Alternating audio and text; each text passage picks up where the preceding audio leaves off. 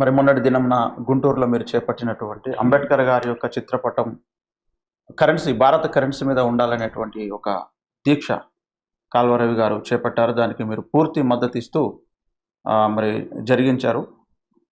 మీరు ఒక క్రైస్తవులుగా ఉంటూ ఇలాంటి కార్యక్రమం చేసేటువంటి విషయంలో మరి మిగతా క్రైస్తవులు ఎలా అనుసరించాలంటారు? దీన్ని ఏ విధంగా ముందుకెళ్లాల్సిన అవసరం ఉంది? క్రైస్తవులు అనగానే ఏదో ఒక పని వాళ్ళ పని ఏదో వాళ్ళు చేసుకుంటూ వెళ్ళిపోతూ ఉంటారు. సేవ, పరిచర్య, సువార్త. మీరు ప్రతిదాన్ని కూడా టచ్ చేస్తారు. అందులో సంపూర్ణంగా మీ మద్దతును ప్రకటిస్తూ అనేక కార్యక్రమాలు చేస్తూ ఉంటారు.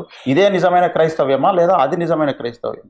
ఇప్పుడు ఇది నిజమైన క్రైస్తవ్యమని నేను అనుకున్నారు కనుకనే ఈ మార్గంలో నడుస్తున్నాను. క్రైస్తవ్యం అంటే ఒక్కొక్కరు ఒక్కో రకంగా నిర్వచించుకున్నారు. ఈ లోకంలో ఏం జరుగుతున్నా పట్టించుకోకపోవడమే క్రైస్తవ్యం అని కొందరి వాళ్ళ యొక్క నిర్వచనం.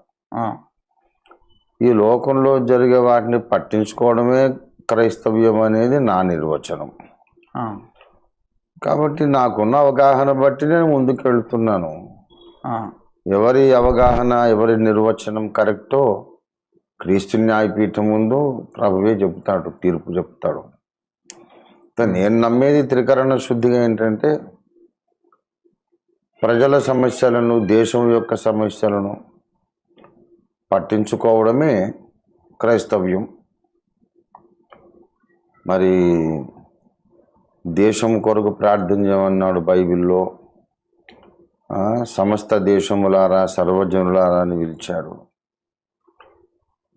కాబట్టి బైబిల్లో ఉన్నటువంటి దేవుడు చచ్చిపోయిన తర్వాత ఉండే పరిస్థితుల కొరకే దేవుడు కాదు, ఇప్పుడున్నటువంటి మరణానికి యువతల ఉన్నటువంటి ప్రస్తుత భౌతిక ప్రపంచంలో సమస్యల విషయంలో కూడా క్రైస్తవుడు పట్టించుకోవాలి, ప్రార్థన చేయాలి, చేతనైన సహాయం కూడా చేయాలి అనేది నాకున్న అవగాహన. అది తప్పైతే న్యాయపీఠం ముందు ప్రభు నన్ను ఖండిస్తాడు. అప్పుడు తప్పు ఒప్పుకుంటాం. నన్ను మేమైతే ఎవరికి కీడైతే చేయడం లేదు, అందరికీ మేలు చేయడానికే ప్రయాసపడుతున్నాము. ఎవరికే కష్టం వచ్చినా ఆదుకోవడానికి ప్రయాసపడుతున్నాం. మేము నడిచే మార్గం తప్పు అని అనడానికి ఎవరికైనా ఏం అవసరం ఉంది? ఎవరికైనా నష్టం కలిగిస్తే అది తప్పనాలి.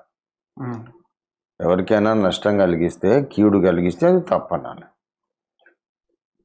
అందుబాటులో ఉన్న అందరికీ చేతనైన మేలు చేయాలి అని దేవుని ప్రేమతో ప్రయాసపడుతున్నటువంటి జీవిత విధానాన్ని నువ్వు ఇలా తప్పు తప్పు అని అనడానికి వాళ్ళకేం అవసరం ఉంది? కాబట్టి సరే, అభిప్రాయ భేదాలు ఉండక తప్పదని ఉంది బైబిల్లో. ప్రభు న్యాయపీఠం ముందు అందరికీ తగిన మెప్పు దేవుడే ప్రకటిస్తాడు. Okay sir.